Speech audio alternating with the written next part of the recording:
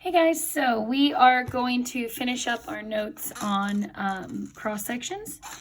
So this day is just kind of to wrap up the other two things we already learned, the dx and the dy, and then just to kind of try to teach you how to tell which one is which. So take a look at the first one. It says the base of a solid in the first quadrant, bounded by the x-axis, the y-axis, and the line. Sketch the region, find the area. So we are going to sketch that first. So y equals 6 minus 2x, that's the same as negative 2x and then a plus 6, which tells me that it's going to start up here at 6. And then my slope is negative 2, so it's going to go like that. So there's your line. Then we want to sketch and shade the region. So I want the x and the y-axis and the line, which means that I'm looking at that triangle. In order for me to set up my integral, I need to know these values here. Obviously, this is x equals 0, but this one I'm going to have to find. Remember, to find an x-intercept, you are going to set the equation equal to 0. Okay, so I can take my negative 2x, bump that over to the other side. 2x is 6, then x is 3. So that tells me that the boundaries of my region are x equals 0 and x equals 3. Then from there, I'm going to set up my integral. Remember, right now I just want area. So I'm going to integrate from 0 to 3. And then the function is bounded on the top by my line, which is negative 2x plus 6. And then the bottom of the region is the x-axis. And remember, that counts as a 0, so I don't even have to put anything. So this is the top, but then the bottom is a minus 0, which I don't have to put, like I said. Then from there, antiderivative. Negative 2x is going to be a negative x squared. Plus 6 is now a 6x. Then I would plug in a 3 and a 0 and subtract. So negative 3 squared is negative 9. Then 6 times 3 is plus 18. Negative 9 plus 18 is 9 on top. Plug in 0 on bottom. You get 0 plus 0, which is 0. Then subtract these two. 9 minus 0 is 9. So that is the area of that region. Go down to part B. If the cross sections of the solid perpendicular to the x-axis are squares, what is the volume of the solid? So remember, the really key thing is this right here, perpendicular to the x-axis. That tells me which direction to draw my base. So if the x-axis is here, perpendicular to that would be here. Then from there, I would say, okay, well, if my base is running this direction, then it's going to be top minus bottom. So my base is going to be the top, which is the line, minus the bottom, which is the x-axis. So it's negative 2x plus 6 minus 0. Now, obviously, the minus 0 doesn't make a difference if you leave it off. So I'm just going to drop that and say, okay, well, then my base is negative 2x plus 6. No matter what shape they pick, that is always going to be what I'll use for the base. Then it says that my shape is a square. Squares are the easiest, also the most common. So remember, to find the area of a square, these sides match each other. You'd do base times height, but since they're the same, you'd write it as base squared. And then remember, to get from area to volume, you just integrate the area. So it would be the base squared, which is negative 2x plus 6. Okay? Then from there, my endpoints would still be 0 to 3. Now, let's say that this actually happened on the AP test, that you had one of these guys. You could definitely still work it out. You just have to do a little u substitution. And so just to kind of review what that would look like, you would let your u be the middle part. So my u, you don't have to write this down, you can just kind of watch, would be negative 2x plus 6. That means my du is negative 2 dx, which means that dx is du over negative 2. And then I would take that, come back to my integral here, and then rewrite. So I'd have the integral of u squared du over negative 2, and then remember, I can pull that to the front. I know it's been a while since we've done this. Okay, so I'd end up with that. Then my next step would be to adjust those endpoints. So my upper endpoint was a 3. Well, if I plug that into here, -2 times 3 plus 6 is -6 plus 6, which is a 0 on top. Then I'd plug in 0 on bottom, -2 times 0 plus 6, 0 plus 6 is 6. Now, even though I notice that that's backwards, just keep working it out in the exact same format. So I'm going to have u cubed and then a third. Because remember, I add 1 here and then I divide. But then I already had -1/2 here in front of that. So if I have 1/2 of a third, that's really going to be -1/6. And then I would plug in my endpoints. I have a 0 on top. I have a 6 on bottom. Plug in a 0 there, you're just going to get 0. Plug in a 6. 6 times 6 times 6 is 216. Not like you would even really need to know that. And then you'd subtract these two. Now I want you to think about, why did I not worry about changing the order? Well, when I do top minus bottom, when I minus this negative, my volume ends up being positive anyway, because I'm minusing that negative. So it's really just going to be a 1/6 of 216. And you could divide that out if you wanted to. But all of that to say, you can work out most of these by hand. I wouldn't expect you to work it out for every single one, but just kind of remember those different integration methods. Okay, part C. Using the same region, we're going to create a new solid where the cross sections are taken perpendicular to the y-axis. That tells me this is going to be a dy question now. So my region's going to start off the same. Okay, my line is still y equals -2x plus 6, but now I need to solve that for x. So I would say, okay, well, if I were to take my 2x across to here and my y across to here, then I have 2x equals, and then I have 6 minus y. And then to get rid of that 2, I would divide by 2. So x equals now, this is going to be 6 divided by 2 is 3 minus 1/2 y. And that's what I'm going to call this boundary now. Okay? Then remember, the other big thing that's going to have to change is that the way that I define my endpoints in my region. So I was using the x values, 0 and 3, but now I'm going to need to know these two y values. So this is obviously y equals 0. And then this y value, we already know. Remember that when this was in point slope form, we know that the y-intercept of that is 6, so this is 6. Okay? And then my base, perpendicular to the y-axis, is going to be running in here. So I see that it runs right to left. Well, then I would say, okay, base equals right side minus left side. My right side is 3 minus 1/2 y. My left side is the y-axis, which is a 0. Okay, so my base is just basically 3 minus 1/2 y. Okay, then it says we're going to do semicircles. So remember, area for a semicircle is pi/8 b squared. Okay, and you can go back, look at your notes if you want to, but it's a 1/2 pi r squared, but then you let the base be divided by 2 for the radius. Okay, and so then from there I do volume equals pi/8. Remember, we learned yesterday that you can put that pi/8 on the outside, and then 3 minus 1/2 y squared dy. So that's pi/8 b squared. And then remember, my endpoints, because this is a dy, they have to be these y values, so 0 to 6. Okay. Good job. All right, so let's take a look at the next one. This is off of an old AP test. So it says f and g are the functions given by, you have this guy here, and then this guy here. Then it says let R and S be the two regions enclosed by the graph of f and g. Find the sum of the areas of R and S. So you'll notice that you have R here, and then S here.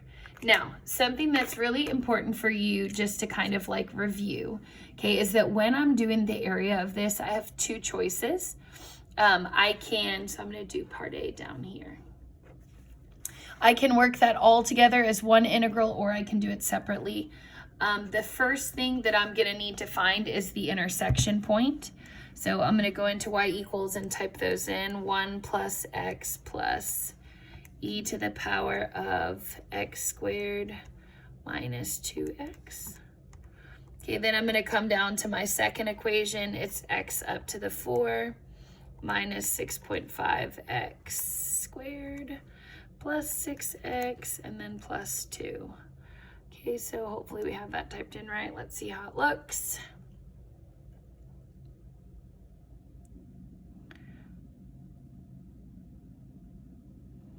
Okay, perfect. So obviously we're focusing on this region that's kind of right here. So I'm going to find their intersection. Obviously I know this one and I know this one. The point that I don't know is where they cross in the middle. So first curve, enter, second curve, enter, and then where it says guess, remember I'm going to type in like 1. Okay, so it looks like they cross here. I'm going to mark this down. This is x equals 1.0328. Okay. So for my first pocket, that's going to be this side over here. I'm going to integrate from 0 to 1.0328 of the function top minus bottom. And then I can see here that this first one, this is my e to the x function, and then this is my g of x function. So I would do g of x minus f of x dx plus. Okay, then for my second chunk over here, for this guy, okay, I would pick up integrating at the 1.0328. I would stop at this value here, which is x equals 2. But then on that side, I can see that my f of x is on top and my g of x is on bottom. So it'd be f minus g of x dx. Okay, then you would type that into the calculator, fa la la la, you're done. Okay, the other version, I'm gonna put or. Okay, remember that your other option is that you can integrate from 0 to 2 f of x minus g of x as long as you put absolute value bars. Now remember, you can only do that version if you have a calculator. Okay, so when this question was on the AP test, it was a calculator question. So I would say definitely go this way. It's easier. You don't even really need the intersection point in that case. So I do math 9, 0 to 2. Then alpha window will pull up your absolute value bars. And then y1 minus y2. Oops. And then dx. Okay. And it comes out to be 2.0043. Okay, so we'll say area equals 2.0043. Okay. All right, part B. Part B says that region S is the base of a solid. Cross sections perpendicular to the x-axis are squares. Find the volume of the solid. So the first thing that I want to point out here is that I am only considering region S as the base. So that's this side over here. Okay, so that's what I care about. Everything over here I'm ignoring. Then I want to take my cross sections perpendicular to the x-axis. That's this way. Okay, which tells me that my base is going to need to be top minus bottom. And then I can see here that my top is f of x. My bottom is g of x. So it's f of x minus g of x. Okay, then the next thing I need to look for is my shape, which they told me is a square. Remember that area equals base squared for that shape since it's a square. And then to get from area to volume, I'm just going to integrate that f of x minus g of x squared dx. Then remember also that your endpoints, I would have had to go back and find this point, even if I didn't do it for part A. I would have needed it for part B because this intersection doesn't happen until 1.0328. And then my other endpoint is obviously 2. Okay. Then I would type that into the calculator. Just some things to kind of be careful about here. So when you're setting up your integral, 1.0328 till 2, you would want to open parentheses before you subtract your two functions. Then another thing to think about too is that it doesn't really matter which order you square them in, because regardless of which way you subtract them, when they get squared, it'll turn the answer back to a positive. So that came out to 1.2831. 1.2831. Okay. So hopefully that makes sense. Go ahead and turn the page for me, please. So remember, perpendicular to the x-axis, that means you're doing it dx. All right, next one says the base of a region, first quadrant, bounded by root 2x, x equals 8, and the x-axis. So let's start with that. Okay, square root 2x is just a regular square root function. X equals 8, we'll say, is here. And then the x-axis, that means that I'm shading this region down here. Okay. Then it says, set up and evaluate an integral expression for area. Okay, so I would do the integral from, obviously this is 0 till this is 8. Okay, so area equals, and then the top of my region is the square root 2x function. But then the bottom of the region is 0. So I'm going to go ahead and put the minus 0, but remember, you don't really technically need it. So really, I could simplify that by just saying 0 to 8 root 2x dx. Okay, now if we were going to evaluate it, which it says to do, we would need to do u substitution on that. So the next thing I'm going to do is I'm going to choose my u. My u is going to be 2x. That means my du is a 2 dx. Which means my dx is a du over 2. And then I'm going to come up to my integral and I'm going to rewrite it. So it was the integral of square root 2x. Now it's going to be the integral of square root u. Then my du is over 2. I'm going to have to pull that to the front. And then remember that I'm also going to have to adjust these endpoints. So if that was an 8, plug it into a 2x. 8 times 2 is now a 16. Then 0 plugged into the 2x is still a 0. Okay.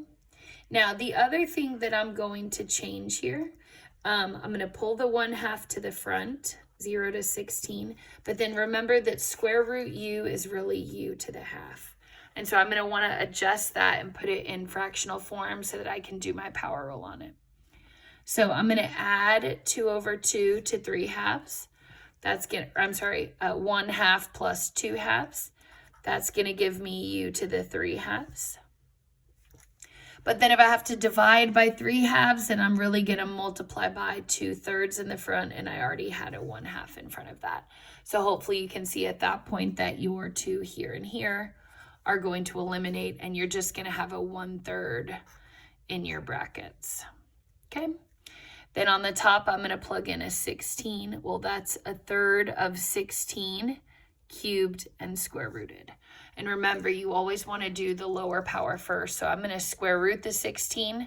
That gives me a 4. And then 4 cubed is going to be 64. So I have 1/3 of 64. Or maybe it'd be better to write 64/3, but you get the idea. Okay, then on bottom, we're plugging in a 0, which is nice and easy. 1/3 of the square root of 0 cubed is just going to come out to be 0. So my final answer here is 64/3. Okay, because remember, you do the top minus the bottom. Anything minus 0 is just going to stay the same. Okay? All right, next part says cross sections taken perpendicular to the x-axis. Okay, that means dx. R squares, find the volume. Okay, well, let's draw our basin. Remember, we can draw it in anywhere. It just has to be perpendicular to the x-axis. So I'm going to draw it here. Base is going to be top minus bottom. So I see that my top is the square root of 2x. The bottom is the x-axis, which is 0. Then I know that if I'm doing a square, area for a square is b squared. And then volume is the integral of that. So it'd be root 2x minus 0, don't really care about that, squared dx. Then my endpoints here are 0 to 8, as you can see in your picture right here. Okay, now if they're asking me to find the volume here, you want to kind of look at this integral before you start doing u sub. If I have a squared here and I have a square root here, okay, those guys are basically going to cross out with each other and make this question super easy. So if it's the square root and squared, those cross out. Really, I'm just integrating a 2x. Well, then what's the antiderivative of 2x? X becomes squared. Divide the squared on the 2, that crosses out, and then I'm plugging in an 8 and a 0. 8 squared is 64, 0 squared is 0, 64 minus 0 is 64. Boom, done. Okay? So they're going to pick things a lot of times that will kind of like work themselves out if they're asking you to do it by hand. Okay, then your part D says, set up but do not evaluate an integral expression for the volume of a solid with the region as its base, where cross sections taken perpendicular to the x-axis are semicircles. Okay, so remember, if you have a semicircle here, this is your base. Your radius, though, can only be half of your base, or b over 2. So for your area, you would say area equals 1/2 pi r squared, but then that becomes 1/2 base over 2 squared, which becomes 1/2 pi base squared over 4. And then that's where the pi 8ths b squared came from that we did on the front. So again, if it's a semicircle, automatically this. You can refigure it out every time, or just trust me, okay? So integral pi 8ths, inside or outside, doesn't matter.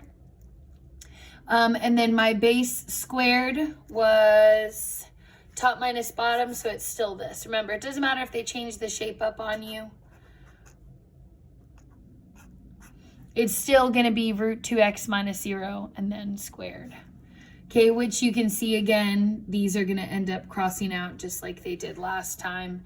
So basically my answer, I can just pull this pi 8ths to the front.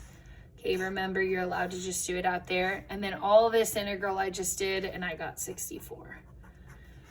So if I do pi 8ths times 64, that's really just going to be 8 pi.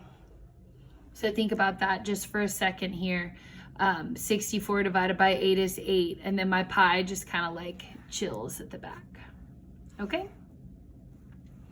All right, last one in your notes. So it says we're going to create a new solid where cross sections perpendicular to the y-axis. Okay, ding, ding, ding. That's going to be a dy. Will be rectangles with a height of 3. So the first thing that I'm going to do is I'm going to redraw my region. Okay, remember that this is x equals 8. I'm still shading the exact same region. Okay, but now I need all my equations to be in x equals format. So this y equals the square root of 2x, I can't call it that anymore. I'm going to have to fix it. So square both sides. I have y squared equals 2x. And then I divide by 2, x equals a half y squared. And hopefully you can kind of visualize that this is quadratic. I just am not seeing the whole thing because I'm staying in the first quadrant. So this is now x equals a half y squared. And then notice this guy, this was already in x equals format. That's x equals 8. So we're good on that one. Okay, the other thing I need are these two y values. So this is obviously y equals 0, but this is a question mark. So you have kind of two options here. You can set these equal, which is not hard, okay? Or you can go back to the y equals version and just plug the 8 in. Just doesn't really matter, but you can only set things equal that are equal to the same letter. So if these are both x equals, I can set those equal to each other. So I'd let a half y squared equal 8. Multiply by 2 on both sides. Then I have y squared equals 16, square root, y equals plus or minus 4. Now, obviously, the minus 4 would be if I extended this line down here, but I want this top one, which is y equals positive 4. Okay? Then from there, I need to draw my basin. Remember, it has to be perpendicular to the y-axis, which means that it's running sideways, which means that my base is going to be right minus left. They have to both be in x equals form though. So my right side is x equals 8 minus my left side, which is a half y squared. Okay. And then from there, I need to consider the shape. They want me to have a rectangle here. So remember that the area of a rectangle is base times height, but then they're telling me the height needs to be 3. So really my area is going to be 3 times the base because my height is 3. So then from there I would say, okay, well then volume equals 3 times the base, which is 8 minus a half y squared dy. Oops, and then, wait, hold on. Yeah. Now, be very careful here. My squared is inside the base. So I almost put my squared here. That would have been wrong though. So you're basically doing the entire base and then multiplying it by 3. Then my endpoints, remember, if this is dy, these should both be y values. So my lower y value is 0, my upper y value is 4. Okay? And then I think I told y'all this before, but when you are doing questions like these, if I wanted to type this into the calculator, I would just, whenever I see a y, I would just use the X button. Okay, so that's no big deal. Your calculator doesn't care what letter it is. So I'd have 3 times 8 minus a half. Yeah, so it should come out to be 64. Okay. All right, good job. So remember, your goal is just to continue kind of trucking through this homework. If you guys have questions, ask me. I'm happy to help. We did quite a bit of it yesterday. But yeah, just utilize Remind 101, ask what you need help with. And yeah, remember you have a calculator available to you on Desmos that can do integrals and all that kind of stuff. Okay, I'll see most of you on the Zoom tonight at 4 o'clock.